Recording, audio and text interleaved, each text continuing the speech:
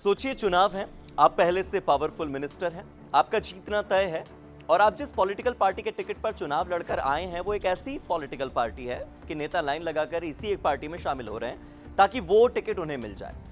और तभी आप अचानक से उल्टी दिशा में चले जाएं। सुनने में अटपटा है, पार्टी छोड़ दें, मंत्री पद छोड़ दें। ऐसा असम में हुआ भी है, एक सिटिंग मंत्री ने बीजेपी छोड़कर कांग्रेस ज्वाइन कर लिया। लेकिन सवाल यह है कि जब सब बीजेपी में आना चाहते हैं तो फिर ये मिनिस्टर कांग्रेस में क्यों गई? कहानी शुरू से शुरू करते हैं। असम की राजनीति में एक बड़ा नाम है नंदिता गोरलोसा। विधायक बनने से पहले नंदिता गोरलोसा दीमा हसाओ जिले में बीजेपी के महिला मोर्चा के अध्यक्ष और उत्तरी कछार हिल्स स्वायत्त परिषद के कार्यकारी सदस्य के तौर पर काम करती रहीं। 2022 में हिमंता बिस्वा शर्मा सरकार में विद्युत, सहकारिता, खनिज, स्वदेशी और जनजातीय धर्म संस्कृति विभाग की मंत्री बनी। 2021 से असम विधानसभा के हाफलोंग निर्वाचन क्षेत्र का वो प्रतिनिधित्व कर रही थी। असम सरकार में मंत्री, पावर, पहचान सब कुछ था, लेकिन फिर अचानक से चुनाव से ठीक पहले उन्होंने इस्तीफा दिया। अब यहां पहला ट्विस्ट आता है, वो ये कि उन्होंने खुद पार्टी नहीं छोड़ी। पहले बीजेपी ने उन्हें टिकट नहीं दिया, यानी जो नेता सत्ता में थी वही चुनाव में अनफिट मानी गई। क्यों? क्या सर्वे में नाम नीचे था, या फिर पार्टी किसी नए चेहरे को लाना चाहती थी, या फिर कुछ और अंदरूनी खेल चल रहा था?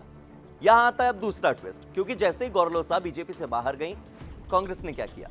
अपने ही कैंडिडेट को हटा दिया, सीधा बीजेपी छोड़कर आई गोरलोसा को टिकट दे दिया। निर्मल लंगथासा, जिन्हें कांग्रेस ने टिकट दे दिया था, उन्हें अपनी सीट छोड़नी पड़ी।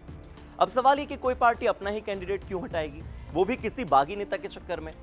तो जवाब छिपा है जगह में। नाम है हाफलोंग सीट, क्योंकि ये सिर्फ एक सीट नहीं है, यह है असम की ट्राइबल पॉलिटिक्स का पावर सेंटर और गोरलोसा वहां की मजबूत पकड़, स्थानीय पहचान और जनजातीय वोट बैंक की एक बहुत बड़ी खिलाड़ी मानी जाती है। यानी कांग्रेस ने एक चाल चली, सीधे गेम चेंजर को अपने पाले में लाने की।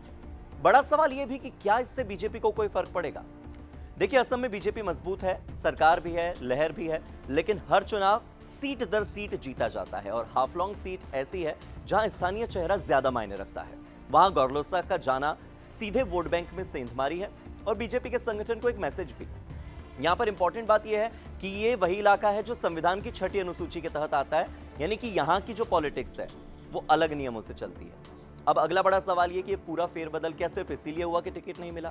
क्या ये सिर्फ इसीलिए हुआ कि टिकट न मिलने से नाराजगी थी, या फिर पार्टी के अंदर असंतोष का नतीजा था, आरोप प्रत्यारोप या लोकल लेवल पर विवाद का परिणाम था? कुछ रिपोर्ट्स कहती हैं कि उन पर पार्टी लाइन से हटकर काम करने के आरोप लग रहे थे। नंदिता पर राज्य नेतृत्व का अनादर करने के आरोप थे, अधिकारियों को धमकी देने के आरोप थे। इन घटनाक्रम से हाफलोंग और आसपास के पूरे इलाके में अशांति बढ़ रही थी।